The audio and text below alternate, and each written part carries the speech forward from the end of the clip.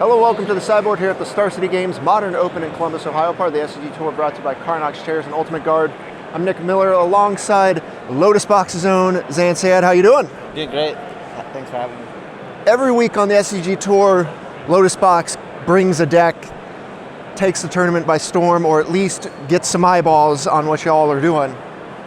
This week, Hogak is the name of the game if you're paying attention to the Mythic Championship. Yep. But here in Ohio, we're playing Gruul Phoenix, which is a take on the mono red Phoenix deck, but we're using the other busted card from Modern Horizons, Zan 6. Yep.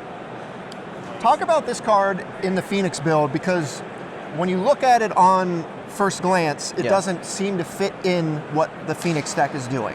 Yeah, so when I was thinking about mono red Phoenix, I noticed that cards like Lava Dart and Gut Shot weren't doing so well. I kept getting flooded on those effects, and even though we had Light Up the Stage to fix that problem, it didn't feel right. So I kept thinking to myself, what's a card that sticks around, pings, generates value, and Zan 6 came to mind. Obviously, I talked about it, and my teammates were like, Zan, you're crazy. You cannot play this card in this deck. And I was like, just let me try it for the league. I played one league with it. I 4-1'd. I was convinced it was worth more testing. So the holes that it covers up is it brings back lands, which works with Faithless Looting really well. It pings, which makes your Light Up the Stages much more effective without having to cast a spell in order to do it. So you have more mana to play with your Light Up the Stage. And you can also do it pre-combat because of Monastery, Swift Spear, and Soulscar Mage, so your Light Up the Stage ends up helping them out even more. And then with Soulscar Mage, you can ping and put a counter on their dude because of the... That was the interaction that kind of sold me on it being in this deck, because the other two modes makes a lot of sense. You're shooting down creatures or a recurring source of damage. Yeah.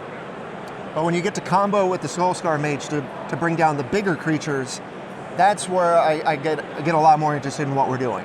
Yeah, no, definitely. I think that the initial take on this card is going to be really difficult for you to evaluate it in an aggro shell, but it's more about the moment you play it. Like, everybody had this moment with Deathrite Shaman that it was applicable on all, in aggro, mid-range, and control. So I think Zan 6 is going to have that type of realization throughout Modern and every format it's legal in, because it's ridiculous.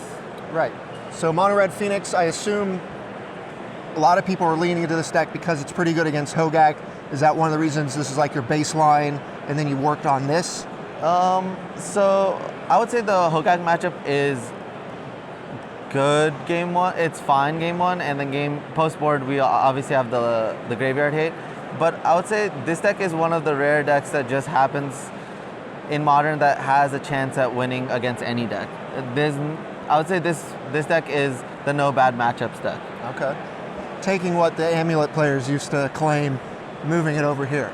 Yeah, I mean, a lot of your opponents just die with 6 cards in their hand, so. The ultimate card advantage. Yep. So we have our 1-drops here between Monastery Swift Spear and the Soulscar Mage. We've got Phoenix along with Faithless Looting, that whole thing we've seen plenty of times. Yep. But alongside Zan 6, you have Seasoned Pyromancer and a copy of Bedlam Reveler, right? Yep. How good is Seasoned Pyromancer been? Because this is one we're seeing pop up in all kinds of decks, whether it be Dredge, Jund, you name it. It's a really versatile card. I would say it's what I always wanted Saheeli Sublime Artificer to be. Yeah, it is the premier red 3-drop, bring you back into the game. It's a combination of a lot of cards, kind of like Pia and Kiran Nalar, and the fact that it's good from the graveyard, it's good from your hand, it's good late game, it's good early game. That versatility has really proven itself, and that's the reason why we have a 3rd copy in the board. Bedlam Reveler is like that Treasure Cruise effect, and I felt that having 1 copy over a Seasoned Pyromancer or over a Ren just solidified you winning a longer game. All right. From there, we have all the spells we've kind of come to expect out of these Phoenix decks. Bolt, Lava Spike, Lava Dart, Gut Shot, and we have the combo enablers, Mana Morphos, and Light Up the Stage that give you the gas Yep. and the engine. One thing Ren and 6 gets to do in this deck, on top of the pinging and the lands when you just need to cast spells, but you also have the Horizon lands here to give you more gas. Yeah, that element has come up a couple of times, but it doesn't come up as often as you would think. Ren and 6, if you kind of have to think about it like you would a Shrine of Burning Rage, in the sense that they have to deal with your board, and by the time they get around to dealing with Ren and 6, it's either translated its lands that it's been picking up into actual cards with Faithless Looting, or it's become this ticking time bomb of -1, -1, -1 every turn, and that's a scary effect from a deck as explosive as this one. So not so much needed for the late game as just closing games out. Yeah, it's good pretty much at every front, but obviously it's the best on turn 2. Okay. Sideboard here we have what we come to expect in Modern these days: 4 copies of Leyline, 2 copies of Surgical. You have to have some amount of graveyard hate off the bat. Yep. Those are the ones you're choosing to use. Yeah.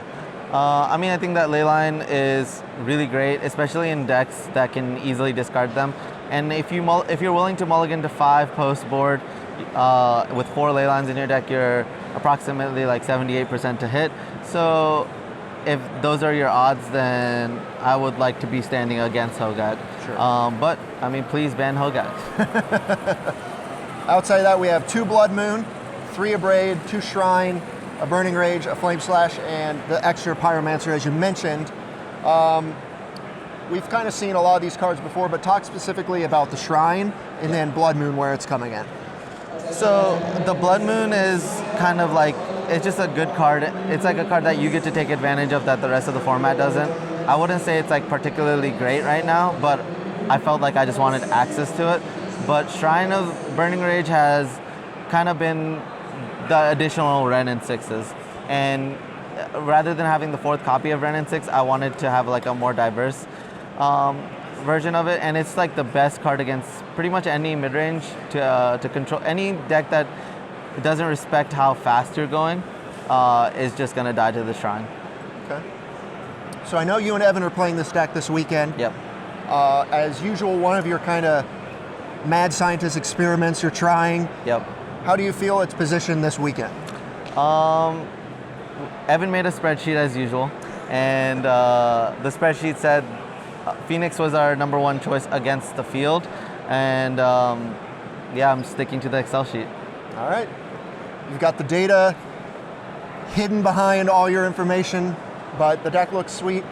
Any deck trying to use Ren and 6, I'm going to be interested in this format because I think everyone's paying attention to Hogak right now, but when eventually Hogak gets banned or whatever happens to that deck, I think Ren and 6 is the pillar of the format that the format will revolve around. Definitely. It's the new Deathrite. New Deathrite Shaman, you heard it here. Zan, thanks for joining me as usual. Thank you. Stay tuned to StarCityGames.com all weekend long for the action here in Columbus.